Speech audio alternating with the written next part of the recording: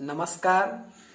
जैसा कि आज गुरु पूर्णिमा है और गुरु पूर्णिमा वाले दिन हम सभी लोगों को अपने अपने गुरु के प्रति समर्पित होकर उनके चरणों में वंदना करना चाहिए और मैं अपने गुरु महाराज के चरणों में वंदना करता हूँ।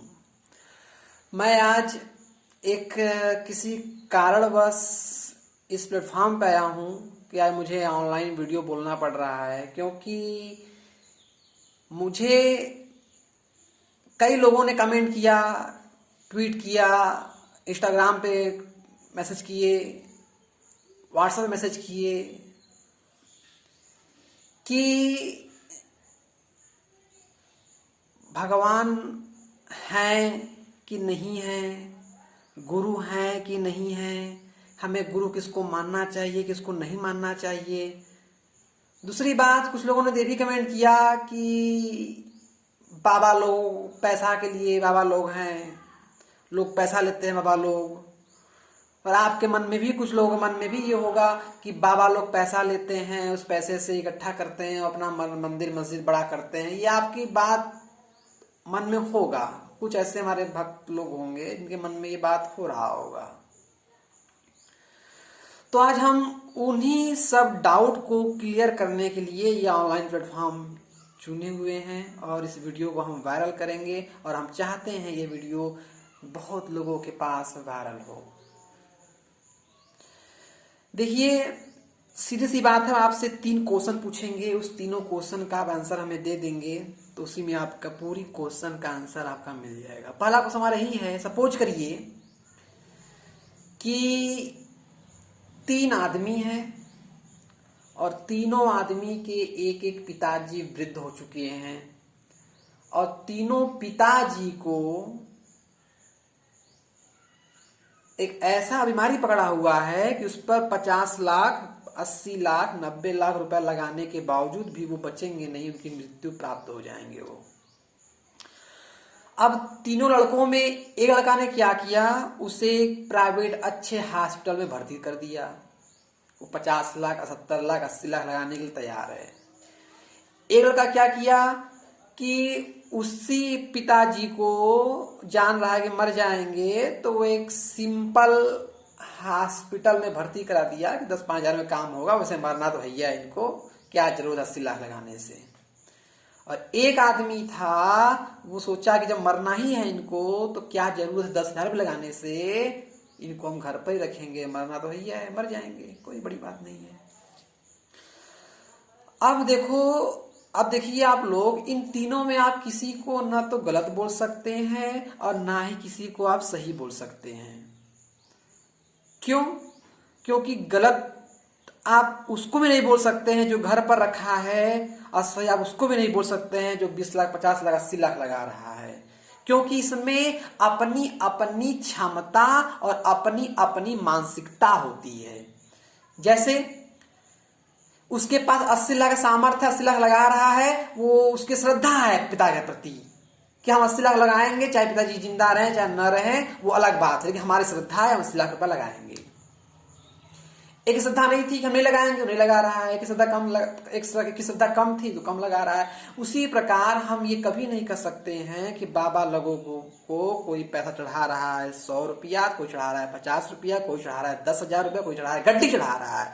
आप इसमें एक भी शब्द नहीं बोल सकते कि किसी को पैसा चढ़ाइए कि मत चढ़ाइए।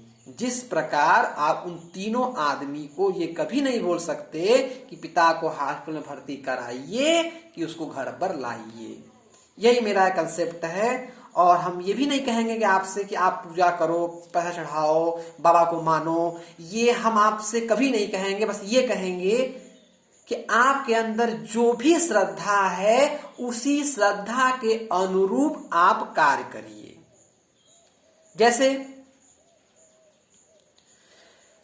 जैसे कभी कभी होता यह है कि श्रद्धा एक पत्थर की मूर्ति पे हम रखते हैं तो उसमें भी भगवान आ जाते हैं। आप लोग प्रहलाद की कहानी सुने ही होंगे। खंबे में भगवान है, इस वस्तु में भगवान है, पर्स में भगवान है, इसमें किताब में भगवान है, सब जगह भगवान है, तो भगवान को हम क्यों पूज रहे हैं, एक बाबा के रूप में, एक इनके रूप में क्यों पूज रहे हैं, ये मानसिकता आ रही है सबके अंदर। तो सीधी सी बात है, आपको एक आंसर और हम दे रहे हैं कि एक घर में एक छोटा बच्चा है, एलकेजी में पढ़ता है, छोटा बच्चा एलकेजी में पढ़ता है, और घर में ही एक आदमी, एक लड़का जो बीएससी एमएससी किया हुआ भी है, लेकिन वो एलकेजी का बच्चा उस आदमी से कभी भी पढ़ाई नहीं पढ़ता है। वो सोचता है कि हमें भी एक मोटा सा अच्छा सा टीचर आए और 1 घंटा बैठकर हमें अच्छे से पढ़ाए, और वो बच्चा जो होता है उसी टीचर से मन से बैठकर पढ़ता है, और अपने घर के जो बीएससी एमएससी अच्छे वो किसी का टीचर भी होंगे वो उनसे नहीं पढ़ता है। पढ़ेगा भी तो कभी काल पढ़ लिया और तू मैं कर लेगा, अरे आप ऐसे हैं तब ऐसे हैं, बहुत बिगड़ेगा रे, आप अपने को क्या समझते हैं। मतलब वो उनसे उस भावुकता से नहीं पढ़ पाएगा जिस भावुकता से वो 1,000 रुपए 1,500 रुपए वाले टीचर जो आते हैं घर पे, एक 15 मिनट चाय पीते हैं और 45 मिनट पढ़ाते हैं, वो बच्चा उनसे पढ़ना पसंद करता है। सच बोले तो इस दुनिया में माँ बाप से बड़ा कोई गुरु है ही नहीं। लेकिन मतलब वही है कि घर का मूली साग बरोबर, एक कहावत है, तो कहावत बिल्कुल सही है। क्योंकि माँ बाप से ही हर बच्चा झगड़ा करता है, नंगाता है, टेटुआता है, बहुत सारी अपवादें करता है। वो ये मान के करता है कि हमारे माता पिता हैं, लेकिन वो पड़ोसी से, अगल बगल से और किसी भी टीचरों से या और किसी भी लोगों से इस तरह बिहेवियर करने से डरता है, सोचता है कि यार इनसे इस तरह बिहेवियर करेंगे तो हो सकता है नंबर काट दें हमारा, हो सकता है हमारा ये कर दें, हो सकता है ये कर दें। उनसे उनके यहाँ डर बना रहता है, लेकिन माँ बाप से डर नहीं बना रहता। वो जानते हैं कितना भी नंगा जाएं, ये पूरी संपत्ति जो है ये तो मुझे ही देंगे, पड़ोसी को कभी नहीं देंगे। यही रीजन है कि लोग माँ बाप को डर नहीं समझते हैं और माँ बाप को इसीलिए गुरु नहीं समझते हैं। ऐसा भी नहीं है जो लोग भगवान श्रद्धा नहीं करते वो माँ बाप से श्रद्धा करते हैं और उनका पूरा काम माँ बाप के अनुरूप भगवान ही करते हैं। क्योंकि भगवान तो हर जगह है। आप जानते हैं हमारा शरीर आत्मा से मिलकर बना हुआ है, आत्मा ही परमात्मा का अंश है। और सीधी सी बात है, जब आप किसी भी आदमी का सेवा करेंगे, किसी आत्मा का सेवा करेंगे, तो उसमें आपको परमात्मा का अंश मिलेगा और परमात्मा खुश होंगे और परमात्मा ही आपका काम करेंगे। इसमें कोई भी इंसान है ही नहीं। तो मिला जुला कर हम लास्ट बात यही बोलेंगे कि श्रद्धा, यदि श्रद्धा है तो आप कुछ भी कर सकते हैं, कुछ भी कर सकते हैं। और श्रद्धा पाने के लिए ही लोग गुरु के चरणों में जाते हैं, क्योंकि गुरु के बिना, कहावत है, गुरु की मूर्ति मन में ध्यान, गुरु का शब्द मंत्र मन मान, गुरु के चरण हृदय ले धारो, गुरु पार ब्रह्म सदा नमस्कारो, मत कोई भरम भूले संसार, गुरु बिन कोई न उतरे पार, भूले को गुरु मार्ग पाया और त्याग हरि भक्ति लाया, जन्म मरण की त्रास मिटाई, गुरु पुरे की बेअंत बढ़ाई। गुरु से बड़ा कोई नहीं है।